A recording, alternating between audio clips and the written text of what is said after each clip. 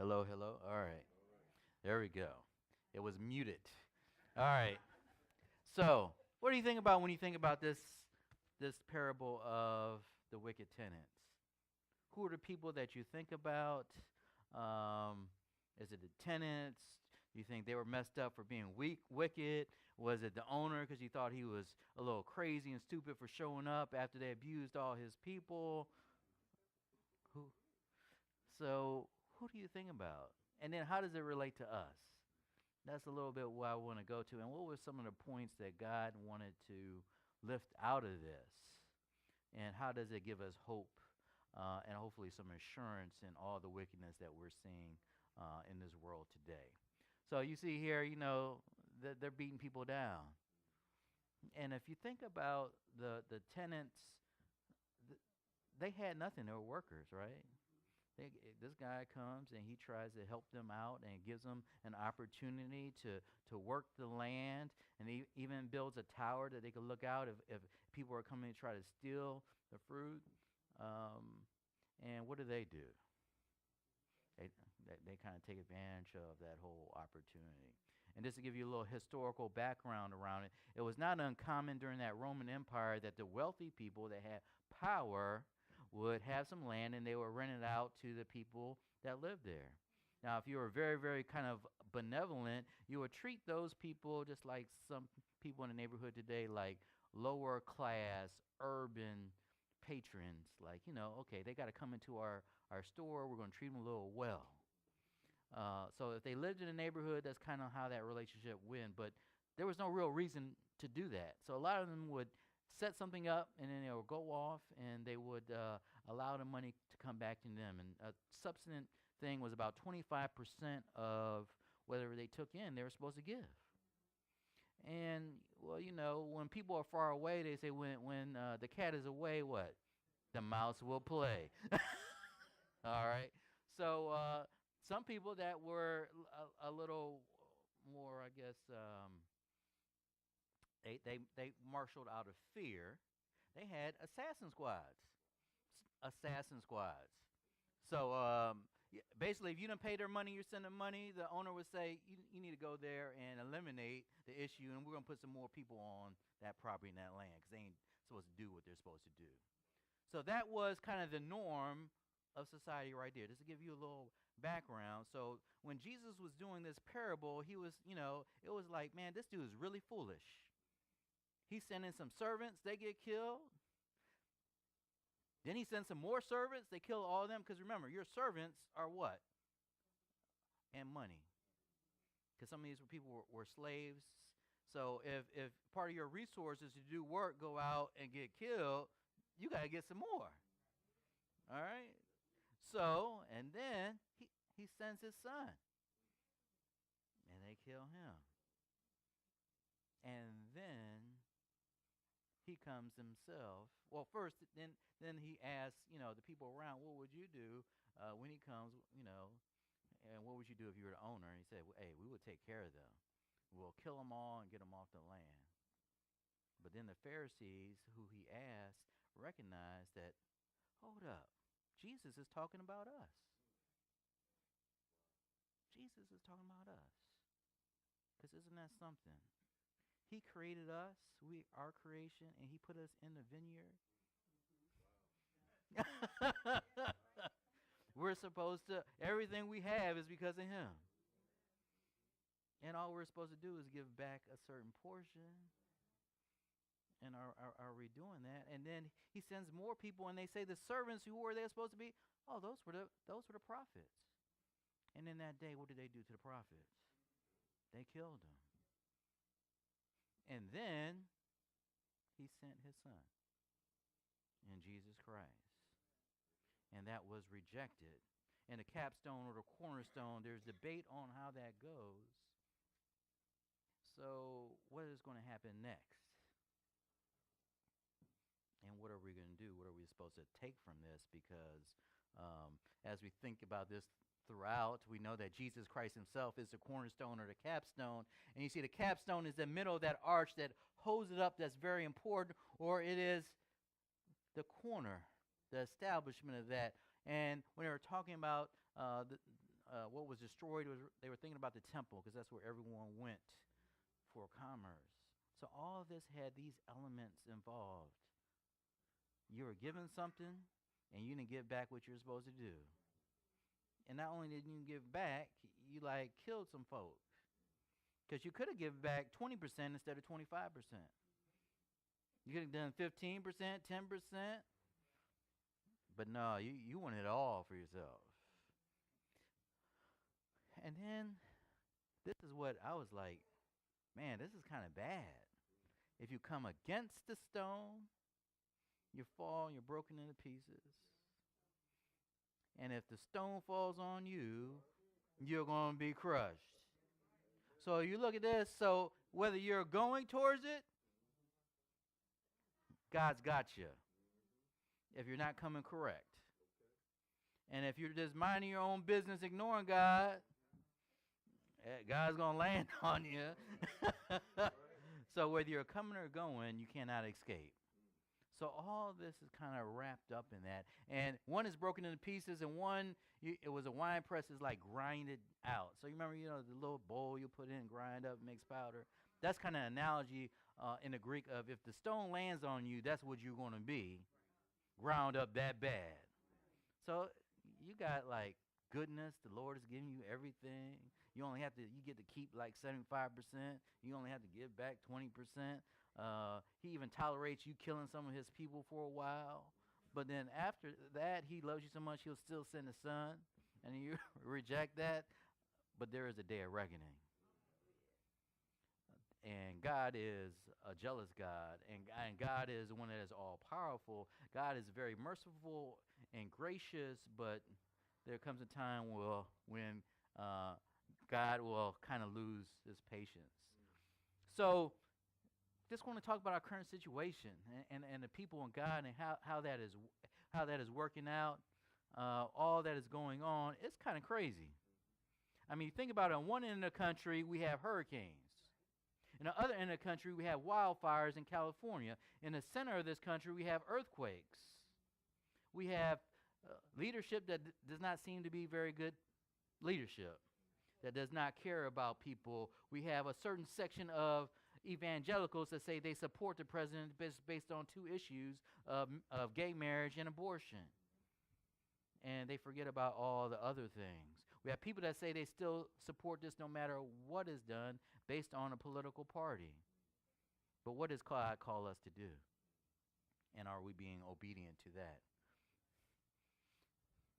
How many people in our lives are struggling? Because if we put ourselves in a place of the tenant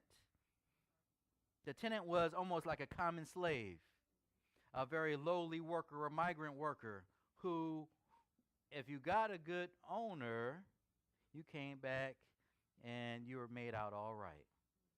Some people in this day and age might equate that to what used to be like a city job or a state job. You're able to get in, and if you're in and you do that, you ain't getting fired. Now, we know those days are over. But I'm just trying to build a mindset of what they had was really good. But these tenants didn't appreciate it. So how many of us don't appreciate what has been given to us? That giving back 25% is just too much. God has given us all that we need, and what are we going to do with it? And that is my sermon topic of saying with this parable of the wicked tenants that we have been given all we need, but what are we going to do with it? Because certain people in these circumstances choose to do certain things. Because all this natural disaster, you have a choice on, are you going to help somebody or only help yourself? And then to realize that without God, we really don't have anything. So if this was a parable that did not kind of include God, and you had all this wealth and all this land and you gave it to somebody, so the people that weren't following God, that just had the assassin squads, they really didn't have that much. They might have some riches and some power, but without God, you ain't got it. Amen. So we have to realize that even if we have little financial power, a little bit of societal power. If we have God, we have everything. So the world tries to flip that and say, hey, if you can't go out and buy this, you don't have what you need. But this parable right here is telling us that God has given you everything that you need if you do what you're supposed to do. And then we're supposed to learn that, God only has so much patience. There's only so much grace that will be given because there will be a day when God is returning. And if your house is not in order, there's some problems. Now, no one knows that day, but based on what we were talking about in the beginning, it can almost be any time now. So in the New Testament and the writings, some of those writers thought that God was coming back like in a couple weeks. So that the way they wrote that with this immediacy, they really believed that. And somehow throughout history, we've lost that. We're like, I can take care of it tomorrow or next week. But that's not true. Life is fragile. You can walk out that door, have a heart attack, walk out that door, have an aneurysm, walk out that door, get hit by a bus. You can walk out that door and get shot. I mean, all these things. And it's not just you, it could be someone around you. There are many times I say, I need to go visit somebody, and before I get around to go visit them, I got to go to their funeral. So I think this is part of that, of understanding we need to get our house in order, and tomorrow is really not fully promised. And there is hope, and then there is work, because it says that you have to give back your fruits. And also the hope of is not just judgment, the hope is good that God is coming back. So that's some of that duality that we're talking about with God's nature. It could be so beautiful, yet it could be so fierce. We can have everything, yet society could tell us we have nothing. We could have everything that society says, but without God, we have nothing. Those things are what's important. So, and the body of this is that God has given us what is needed because we have a giving owner. God owns everything. And when we change that mindset, just like with tithing, with our time, our talent, or our gifts, we understand all we're doing is giving back to God what is already His versus, man, I can't give up this 10%. That's too much. It's a whole different way of kind of looking at this. It's a whole different kind of way of how this tenant did this in this process of he sent his servants and then more servants instead of an assassin squad. How God does it is different than how society does it. It's not about the material wealth. What probably grieves God the most is the relational pain and the brokenness that we have when we take someone's life, when we cheat God or cheat somebody else. I think that's what he grieves over. He turns everything upside down. The workers had little. They were always in constant struggle. And how many of us are in constant struggle of how much do we give God versus ourselves? Right? I think it is. What should I really do? I got away with giving this much last time, and God didn't, and nothing happened. The lightning didn't come down. My week wasn't that worse. So I don't have to give all this to God. I'm sure that's what's going on in the tenant's mind is, look, the owner of this tenant is very, very far away. I don't have to give him anything. This is my land now. This is my tower that I can sit in. I can see when someone's coming. I can prepare. I have a nice little wall to build this vineyard. It's mine. And that's kind of what that parable is. And what do we do when we say that? We gave this little bit. It's not in excellence, but it was all right for God. He understands. It hurts, doesn't it? Because this is all of us. And God is gracious, but there is a time when we have to step up the game. And I think that's part of the point of this parable is all the things that God does that's out of whack, we have to realize it and be thankful for it. So it's not for us just to look at this parable and down those little wicked tenants, but we understand that we are some of that wicked tenants as well. We had that in us. Whether we're church leadership and we failed the communities because they're not coming to the church first, or whether as individuals we're not being the husbands and the wives that we're supposed to be, the fathers, the brothers, the daughters, whatever it is, there's going to be a time to take that God's going to say, what's going on? And what to teach us. God has given you all that you need. They were given, you're given the skills you need to work the land. We're given the skills that we need to love somebody. It doesn't take a whole lot to do that. But to show interest and do the best you can, you don't have to have a whole lot to do that. It says, it didn't say anything here in this verse about that, but I would imagine they were working that land pretty good, and they had ample resources to kill whoever was coming. They had ample resources to hire whatever they needed to do that. So they came kind of as migrant workers, and they kept everything for themselves. So if we as God's people are doing that, that's a problem. If we're only getting more and more, we're just saving more and not giving any. If we have all this stuff in the refrigerator and we know someone is hungry and we don't even think about making a plate and taking it to them. If we got closets and closets of clothes and we know that some people don't have. This is tough stuff. But to me, this is part of that parable of giving back some. And God, just like this, I don't think he expects everything. The going rate was 25%. You get to keep 75%. Think about this. Here's the land. You work it. You just give me 25% back. Who wouldn't take that deal? Who wouldn't take that deal? But the wickedness of our hearts, and we say, what? Why am I doing this? The story of our country is almost even based on that. They came here and said they discovered something where people were. All right, so how does that work? There were criminals and low-class people that came and says, you have our passage, all the indentured servants, and we're going to pay you back England for the passage and pay you taxes back there.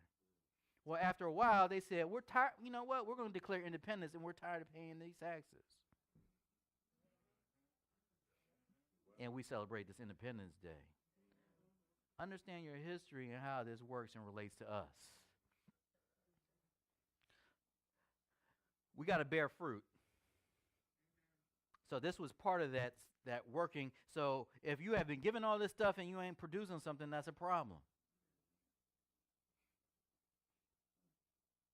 If God has given you all the access to the fruits of the Spirit and you're not doing any of those things, that's a problem.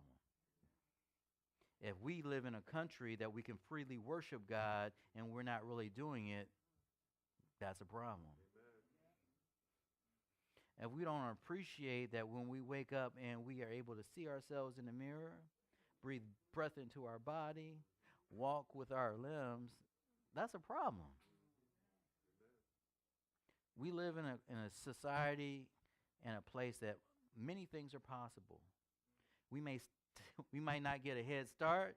We might be held at the starting line for a little longer, but God has placed us in this country where we can still run for a good bit. Do we appreciate that, or do we just say that everything's a problem? It's a problem because I'm a woman. It's a problem because I'm black. It's a problem because I have not had this education. It's a problem because I was not taught right in Sunday school. It was a problem because I don't have the right leadership. It's a problem because I married the wrong person. It's a problem because my son acts up. It's a problem because I'm sick. Or, Lord, even I'm feeling a little rough, but I thank you for it. I got someone in my life that loves me. And even if I don't have that, you love me, so I'm all right. So that's part of that. And whatever our internal conversations as a part of that fruit, as we're talking about, is, am I going to give God all that I can? And then forgiving ourselves when we don't. But not have that be the pattern. That's always. Yesterday I went to a church to do some teaching, and they were supposed to start early. I'm kind of a stickler for time. Um, so I gave him a little grace based on past performance, and I come and it's still not set up, right? So my wife very graciously just jumped right in and went to work, helping me set up, clearing tables, doing all that. I'm doing that. But we noticed that after a while, other people just sat down.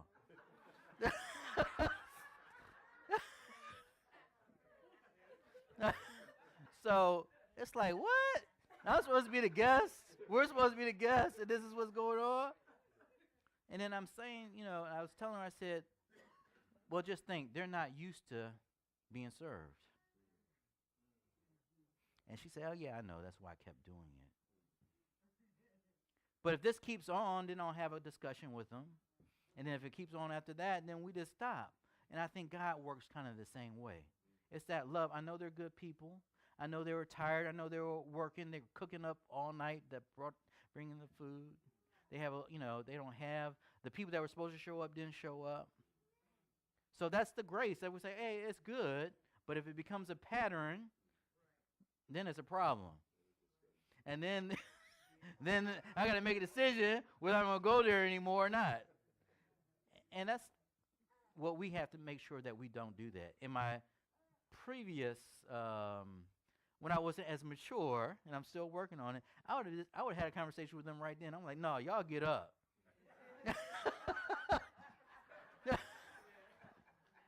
That's my wife. You understand? She came to support me, and now she's working. But I'm trying to be gracious to other people how God is gracious with me. So even if we make those mistakes and go out of that emotion, we have to forgive ourselves. I think we really do, because I've met a lot of people that are beat down by guilt because Satan has that ear that he speaks into that says, God doesn't love you, you're nothing. But we really are something. And even when we mess up, we saw from this parable, God sent two sets of people out after they were killed, then sent his son, and then was coming himself. That's a lot of grace. So if God gives us that grace, why can't we give ourselves that grace?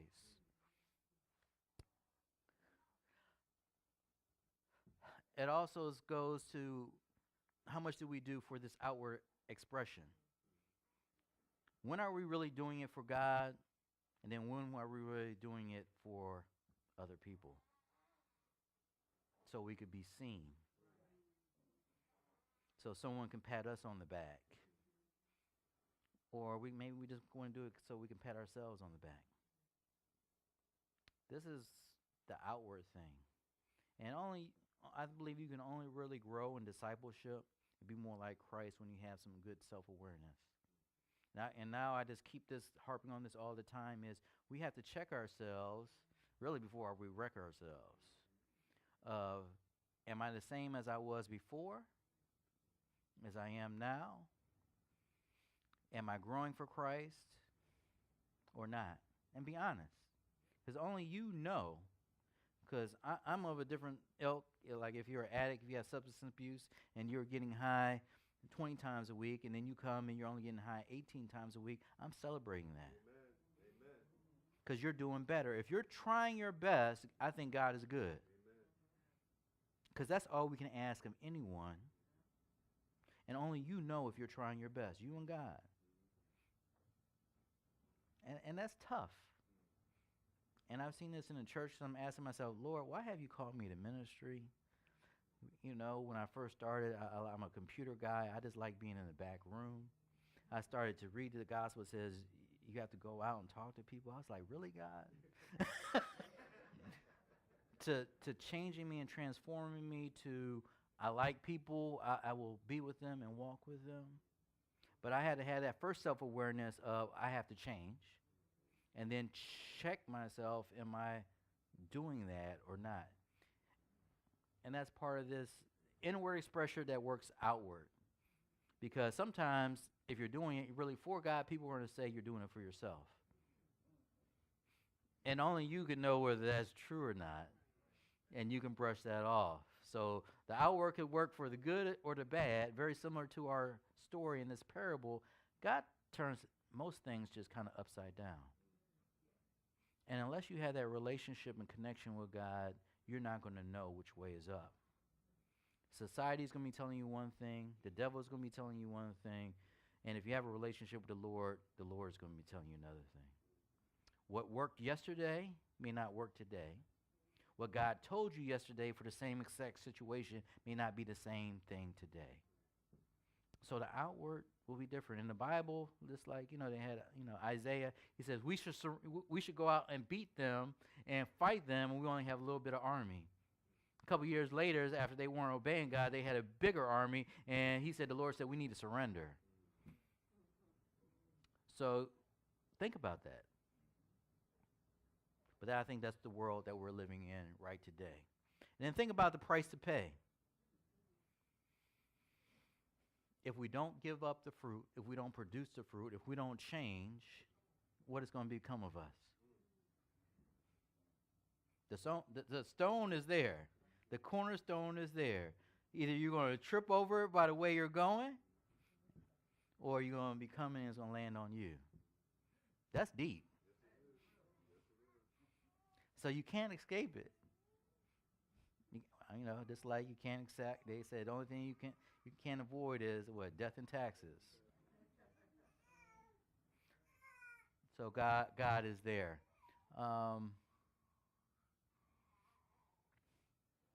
The hope and work.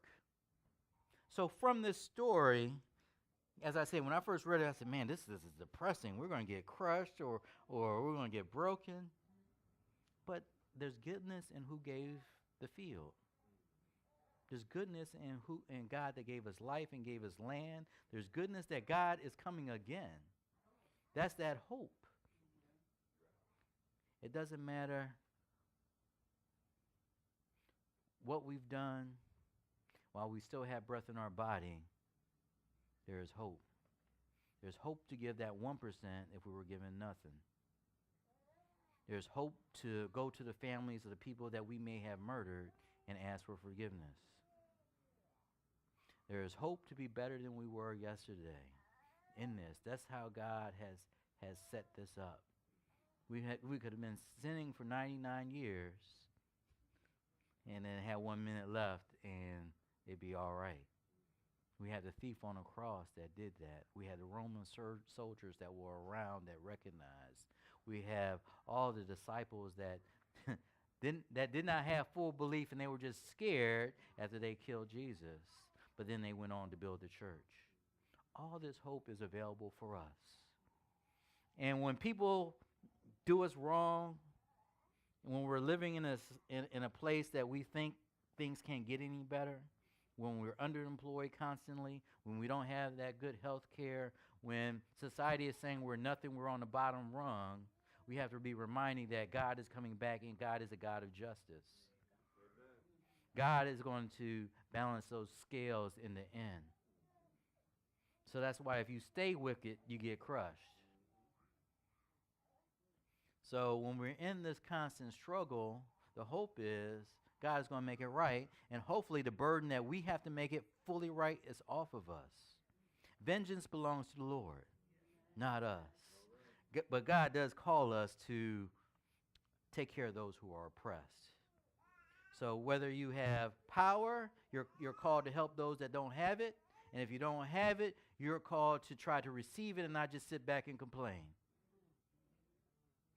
That's kind of how it's set up. That's what I read and what I believe.